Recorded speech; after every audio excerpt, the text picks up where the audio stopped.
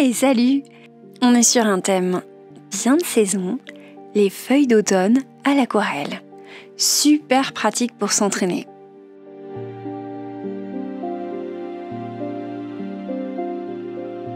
Côté papier, je suis sur un Winsor & Newton, grain fin, en 300 grammes, évidemment, pour pas que ça gondole trop, mais on va être sur sec.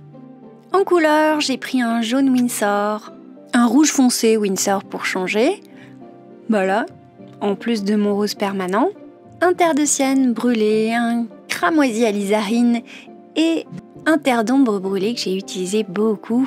Et pour varier, pour une fois, j'ai pas fabriqué mes verres, j'ai pris un verre olive et un verre de vessie.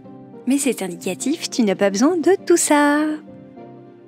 En revanche, c'est pas mal d'avoir plusieurs types de pinceaux pour ce qu'on va faire, puisqu'il y a quand même du détail. Donc j'ai pris des Raphaël de la série 835. Et en numéro 4, 8 et 14. Je commence par le 14. Le plan, c'est de faire des fusions, mais qu'il y ait des couleurs déjà un petit peu placées. On va pas faire des fusions dans toute la feuille d'un jaune et d'un rouge pour que ça devienne un orange globalement. Je veux que mes couleurs restent en place. Donc ce que je vais faire pour ça, c'est que je vais laisser s'imprégner la couleur, ne pas mélanger les couleurs quand elles sont trop liquides, mais attendre un petit peu, sans pour autant attendre que ça sèche. Donc toi, si t'as jamais fait d'aquarelle, ça va être un peu délicat ce que je te raconte, donc fais un petit peu à la va comme je te pousse, et puis ça devrait, franchement, tu devrais avoir un résultat quand même, hein, je te rassure. L'idée, c'est quand même d'utiliser les potentialités de l'aquarelle, donc de pas être trop sec, quoi. C'est tout ce que tu dois retenir. Il faut que ce soit un petit peu humide, que tu laisses s'imprégner le jaune là, et que après, tu ailles avec de la couleur, un peu liquide aussi, mais pas trop, dégrader ce jaune vers l'extérieur. Donc je remplis pas toute la feuille, c'est pas nécessaire.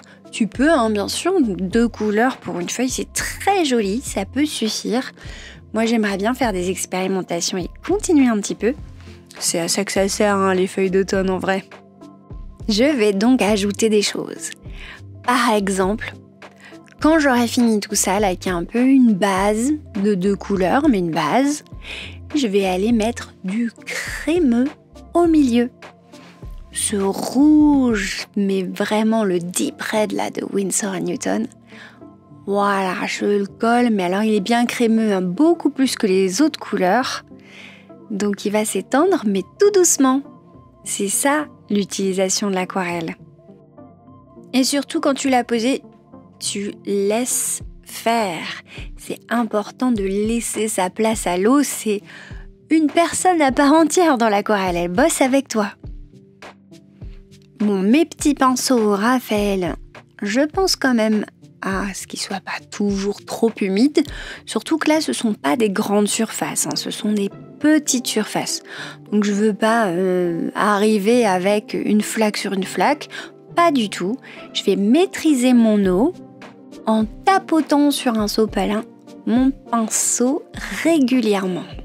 Surtout sois créative. Et de toute façon, faut faire le deuil de faire exactement ce que je viens de faire, puisque je m'amuse. J'en mets un petit peu partout, je teste avec différentes couches de la même couleur. Donc toi, fais pareil, en fait, je te montre juste la voie, je te montre le type de composition.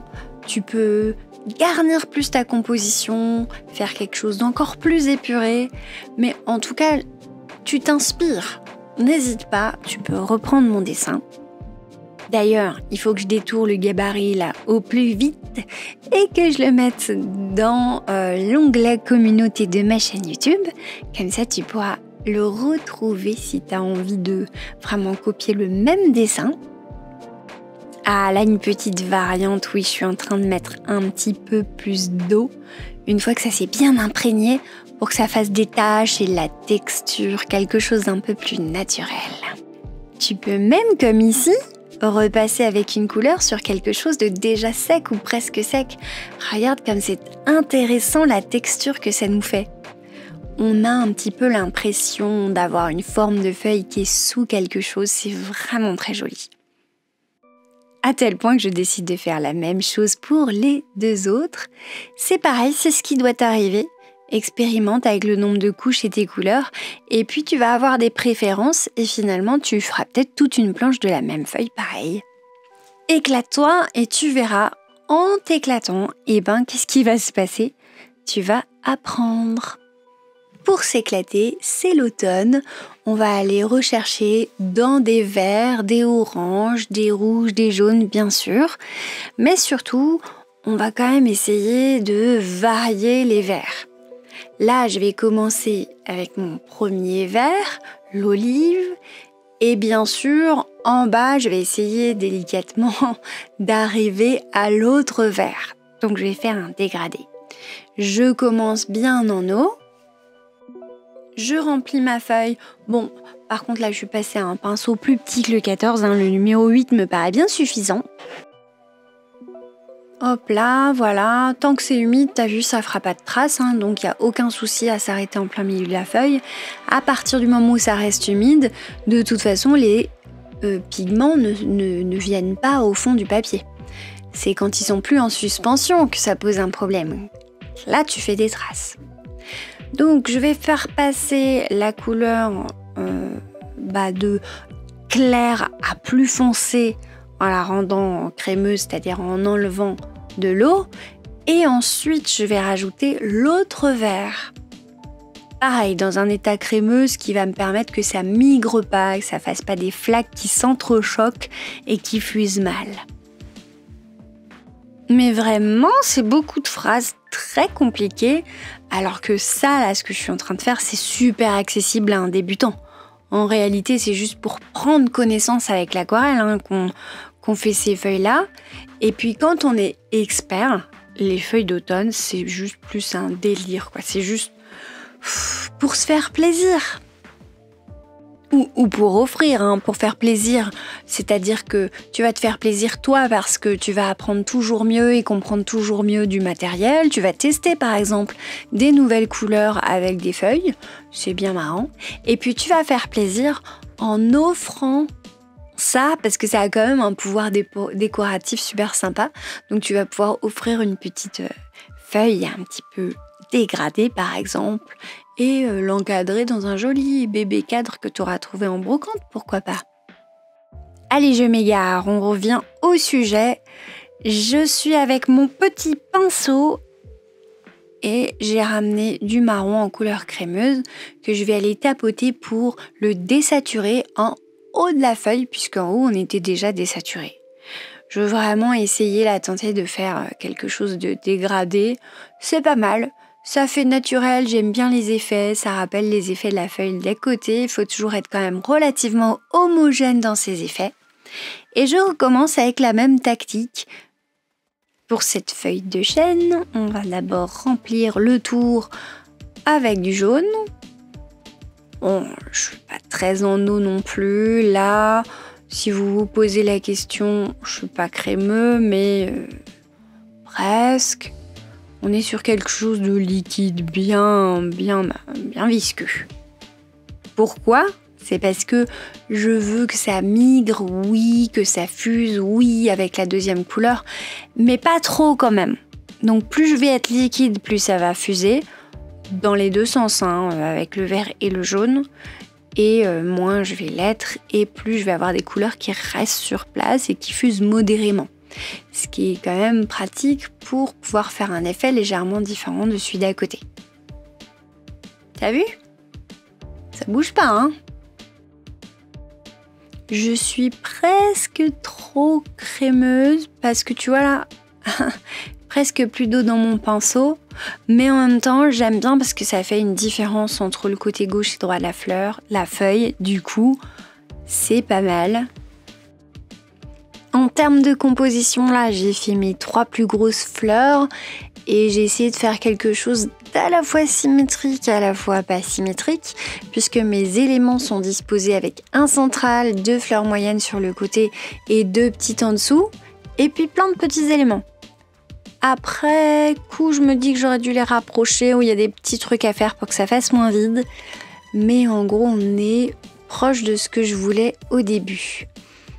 Donc, voici un dégradé un petit peu zoomé de la plus petite feuille d'en bas.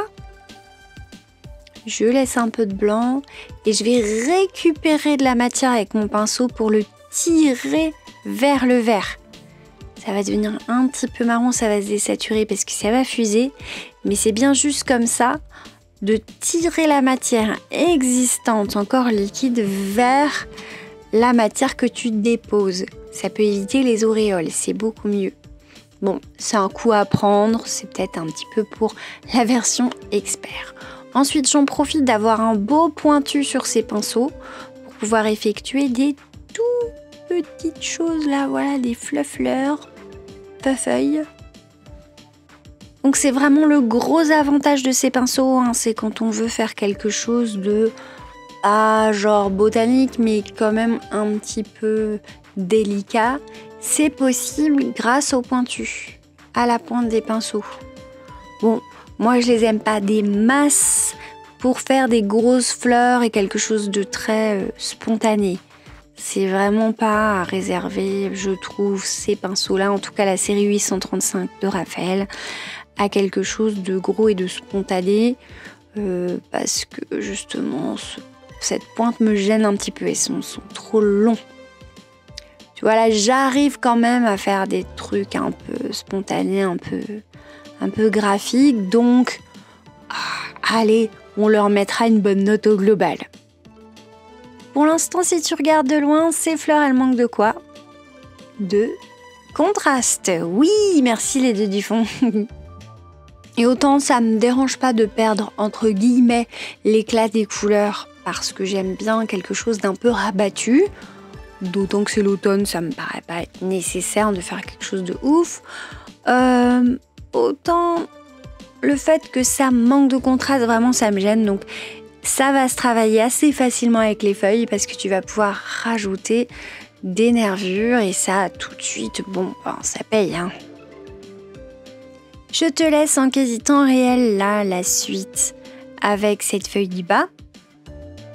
Et après, je vais largement accélérer parce que pour moi, ce qui était important, tu vois, c'est surtout les feuilles, pas les fioritures. Mais je te les laisse quand même, mais en accéléré, quoi. Donc, juste pour cette dernière feuille un peu dorée, je suis allée rajouter de l'orangé dans le jaune. Et ensuite, on a jeté du vert, beaucoup moins crémeux que tout à l'heure, donc plus liquide, qui va fuser plus facilement et faire un espèce de doré marronné, quoi. Et ce sera tout pour cette jolie petite feuille, ma foi, faite assez rapidement. On va passer aux fioritures. Fioritures pour lesquelles j'ai accéléré donc et j'ai eu besoin de ces fameux pinceaux à pointe qui sont pas mes préfs, hein, mais qui sont pas deg pour ce qu'on a fait. Je te les conseille pas nécessairement. Moi, je prendrais un pinceau à la vis si j'étais débutant juste. C'est ce que j'ai fait d'ailleurs en vrai dans la réalité. Et j'ai trouvé ça beaucoup plus sympa. Bon, alors comme fioriture, champignons avec du gris très très très très light qui est juste un mélange de toutes mes couleurs. Et puis quelques berries qui n'existent pas dans la réalité en fait, mais qui sont toujours bien à mettre dans un tableau comme ça. Aussi bien pour les tableaux d'hiver d'ailleurs, mais en plus rouge. Quelques évocations de fioritures au-dessus et en dessous. Et en général, des fleurs un petit peu différentes les unes des autres, mais qui ressemblent plus à de la garniture de bouquet qu'à des feuilles, puisque on a déjà fait nos stars de notre couronne composition. Encore une fois, je sais, j'en rajoute, je suis un peu lourde, mais vraiment, je voudrais t'encourager à expérimenter. Tu vois là, moi j'ai choisi un motif que j'ai finalement répété un peu partout pour remplir. Je me suis dit, tiens, j'aurais mieux fait de faire plus grand après. Si j'avais du temps, j'en referais des couronnes. Je sais exactement quoi faire maintenant. Il faut faire pour pouvoir progresser. éventuellement faire plusieurs fois. Ça peut être pas mal en tentant plus de blanc, moins de blanc, plus de feuilles, plus de remplissage, éventuellement un truc écrit au milieu, Happy Halloween, ce que tu veux. Mais sois créative, parce que ça vaut le coup, ça va te rapporter beaucoup plus de satisfaction que la copie. Encore une fois, c'est super la copie pour apprendre, donc n'hésite pas. Allez, va chercher mon dessin, aucun souci, c'est fait pour ça. Et si tu regardes mes vidéos d'habitude, tu sais bien que j'aime bien de temps à autre, surtout pour ce qui ressemble à des croquis, non mais tout le temps en fait, mettre un petit coup de stabilo. Ça me fait plaisir parce que ça modernise un petit peu, ça rehausse un peu. Bon après je marque pas tout, t'as vu ? Et on a une originalité par rapport à d'habitude. Là, j'ai fini au crayon aquarellable. C'est vrai que j'ai du mal à leur trouver une utilité à ces crayons. Mais ma foi, comme mes pinceaux pointus avaient du mal à faire du rond, j'ai trouvé que c'était bien pratique ici. Et j'en ai profité d'ailleurs pour faire une deuxième couche à mes feuilles. Bon alors très très light et très rapidement, mais c'était pas mal, ça donnait de la profondeur et puis ma foi, c'était joli. Tu m'en diras des nouvelles. Si ça t'a inspiré en tout cas, laisse-moi un commentaire.